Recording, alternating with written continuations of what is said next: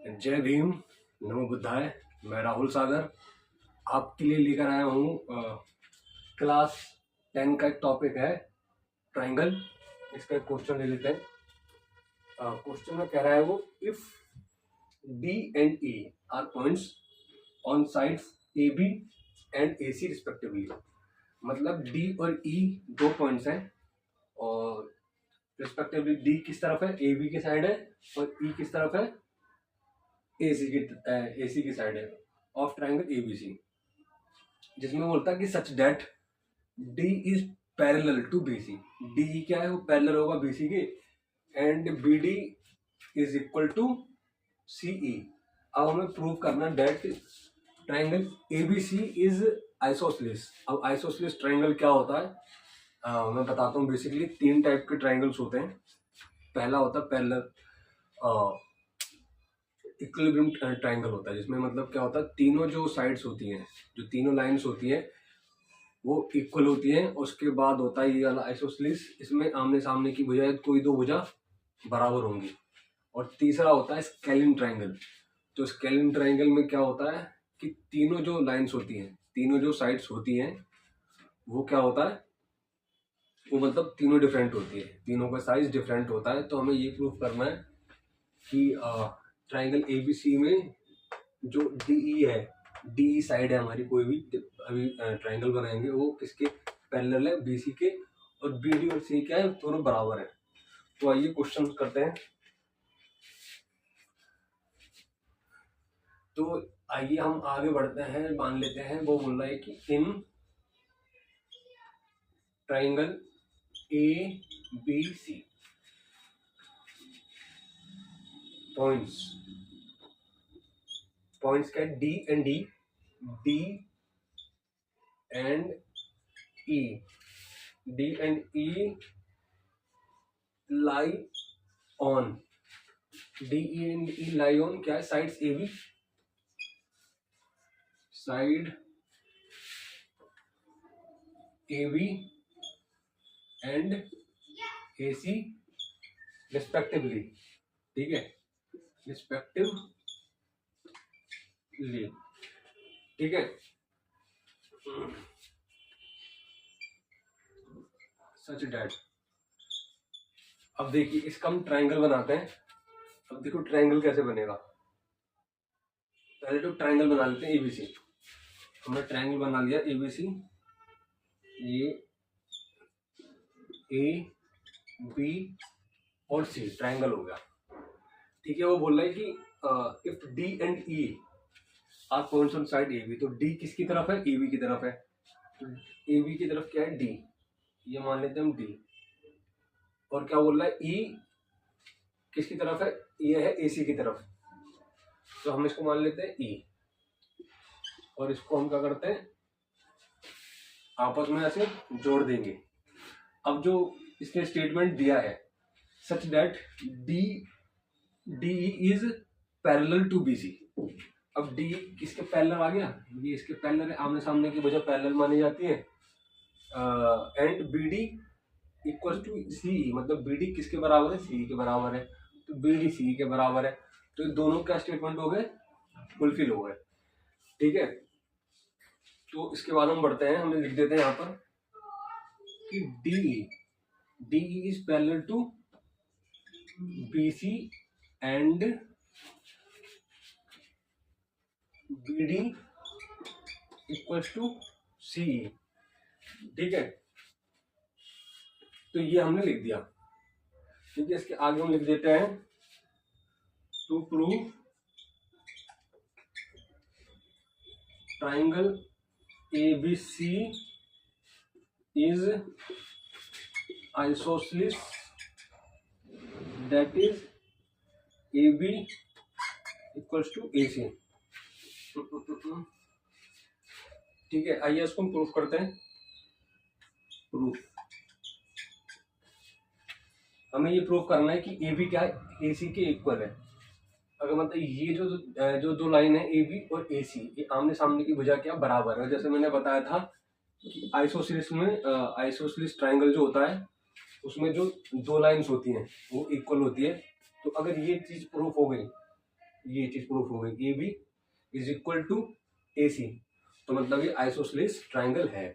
अगर नहीं होगी तो उसका मतलब ये है कि नहीं है। तो आइए हम पहले लिख लेते हैं ऐसे करके प्रूफ। देखिए since DE is parallel to BC, D किसके पैरेलल है, BC के पैरेलल है, एंड DE क्या कर रही है, इंटरसेक्ट कर रही है, इंटरसेप्ट एक क्या इंटरसेक्ट कर रही है, DE जो दो लाइनों को इंटरसेक्ट कर रही है। और ये दो लाइन कौन सी है, ये दो लाइन है AB एंड AC, ठीक है। D is parallel to BC, और ये जो लाइन है D, ये यहाँ पर इसको इंटरसेक्ट कर रही है AB पे, और ये यहाँ किसको इंटरसेक्ट कर रही है, AC पे कर रही है, ठीक है। इसके आगे हम क्या लिख सकते हैं, which are two lines, ठीक है, which are two lines, lines कह सकते हैं, साइड कह सकते हैं, और साइड्स विद सेम वर्टेक्स, ठीक है, सेम वर्टेक्स। सेम वर्टेक्स कौन सा है, ए, ये सेम वर्टेक्स, यहां से भी लाइन आ रही है, यहां से लाइन जा रही है, तो हम लिख सकते हैं सेम वर्टेक्स ए। तो ठीक है, हमने डी पैरेलल टू BC दिखा दिया, इंटरसेक्ट कर रही है ये जो लाइन है, ये AB और AC के, हम यहाँ पर एक पॉइंट और लिख सकते हैं हम, जैसे कि मान के चलिए कि ये जो इंटरसेक्ट कर रहा है, और इसके बाद हम अगर ऐसे लिख दें कि मतलब ये इसके परपेंडिकुलर है, means D point is perpendicular to AB and E point is perpendicular to AC, तो हम इसको भी लिख ही देते हैं, इस पॉइंट को हम लिख देते हैं ऐसे करके, हम लिखते हैं point D is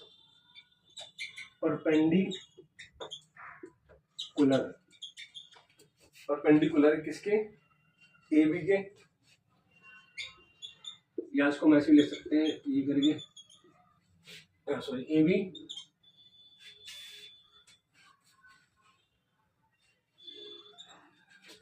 and point E is perpendicular to point E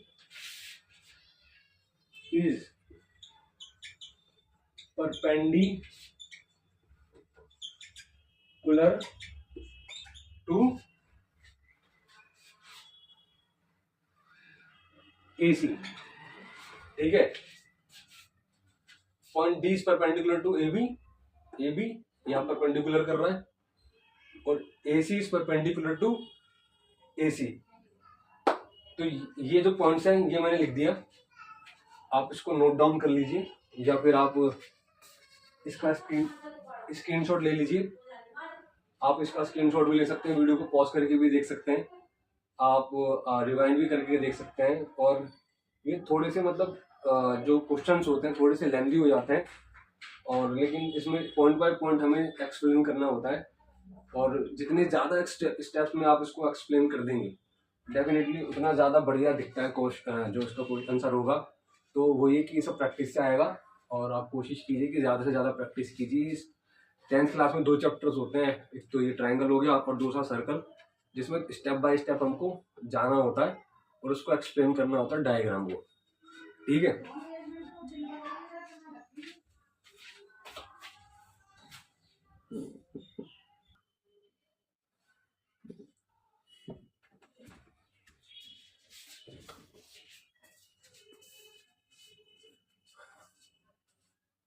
तो इसके बाद हम आइए आगे बढ़ते हैं क्वेश्चन में।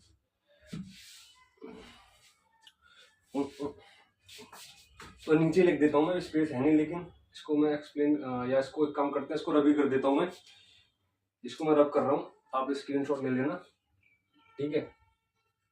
और इस वाले डायग्राम को मैं पहले यहाँ बना लेता हूँ छोटा सा, इसको देख के आगे हम क्वेश्चन को सॉल्व करेंगे। या ए बी सी डी और ई, ठीक है।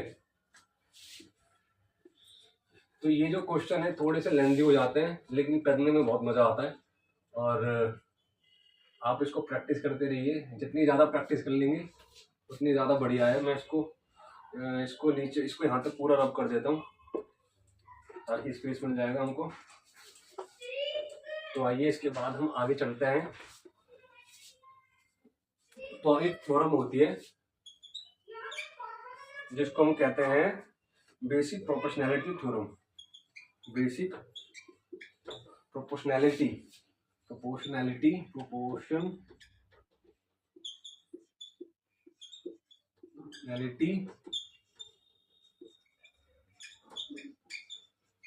थ्योरम, जिसको हम कहते हैं थियर्स थ्योरम भी।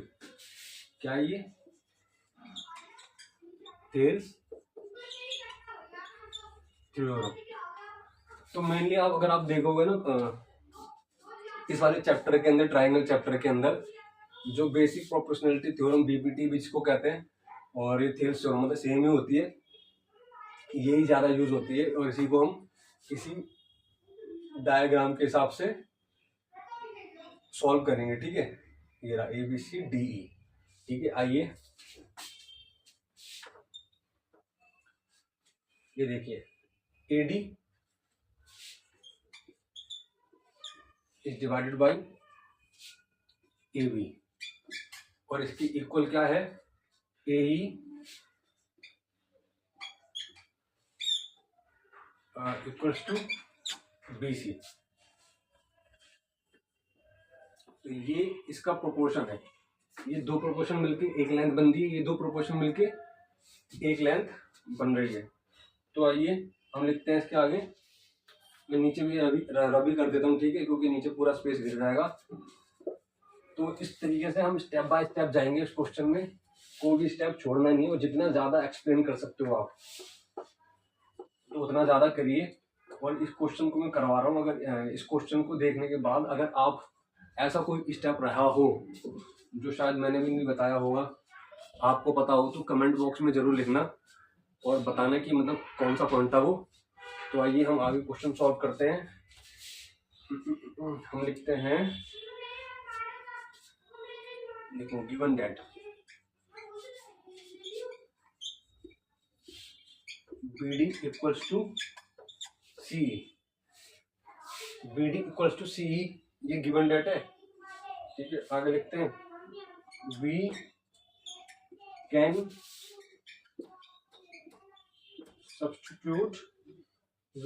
सब्स्टिट्यूट बी डी बी और बी डी लिख दो,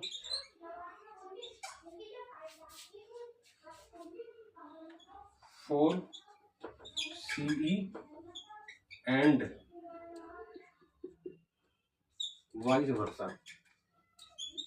वर्सा। मतलब ये देखो दे रखा है, क्या दे रखा है, given that BD is equals to EC, मतलब ये इसके बराबर है, मतलब इन दोनों जो दोनों लेंथ है ये दोनों इक्वल है, मतलब इसके बराबर है, ठीक है।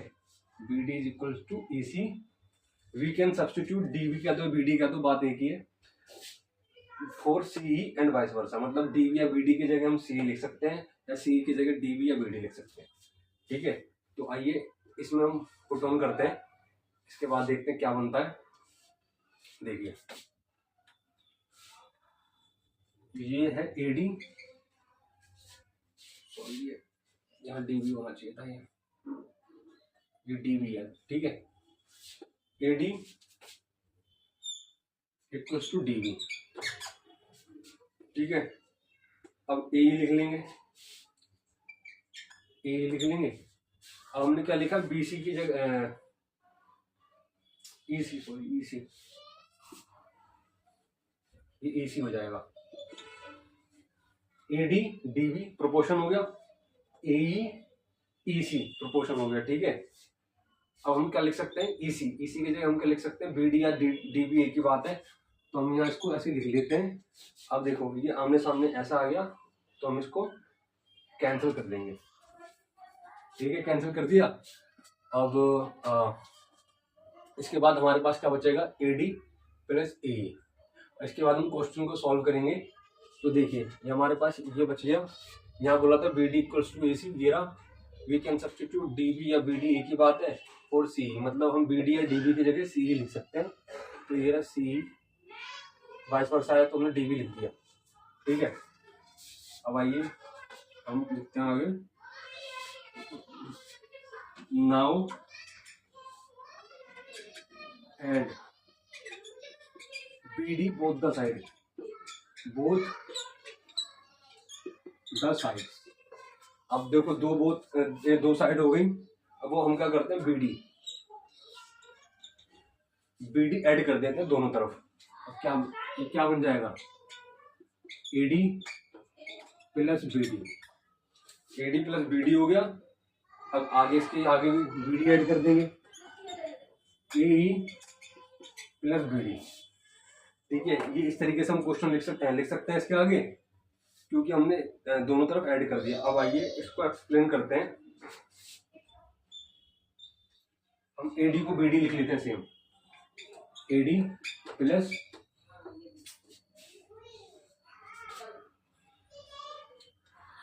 एडी प्लस बीडी, ठीक है। ए लिख लेते हैं हम प्लस। अब देखो हमने क्या लिखा था कि बीडी की जगह हम क्या लिख सकते हैं, ईसी या सीई, एक ही बात है। तो हम क्या लिखते हैं, ईसी लिख लेते हैं, सीई। अब देखो हमने प्रोपोर्शन थ्योरम यूज करी थी। अगर मैं AD plus BD,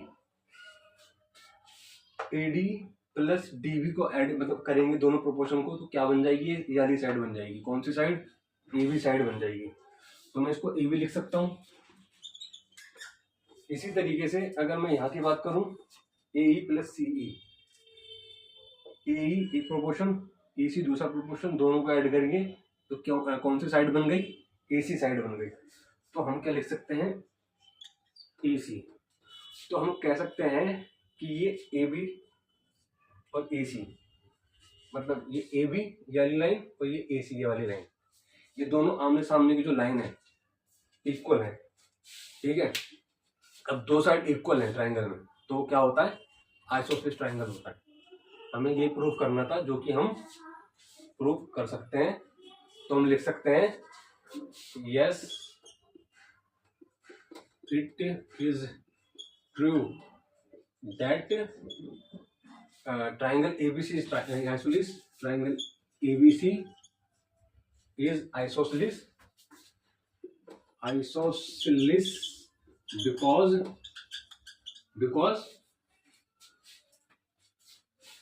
because AB is equal to AC, because AB is equals to AC। तो ये इसका मतलब आंसर है। आप स्क्रीनशॉट ले लेना, वीडियो को पॉज करके देख लेना और कोशिश करना इसको एक दो बार तरीके से प्रैक्टिस कर लो। 2-3 बार प्रैक्टिस कर लोगे तो आपका जो बीपीटी वाली थ्योरम होती है ना, ये थेल्स थ्योरम होती है, इसका डाउट क्लियर हो जाएगा।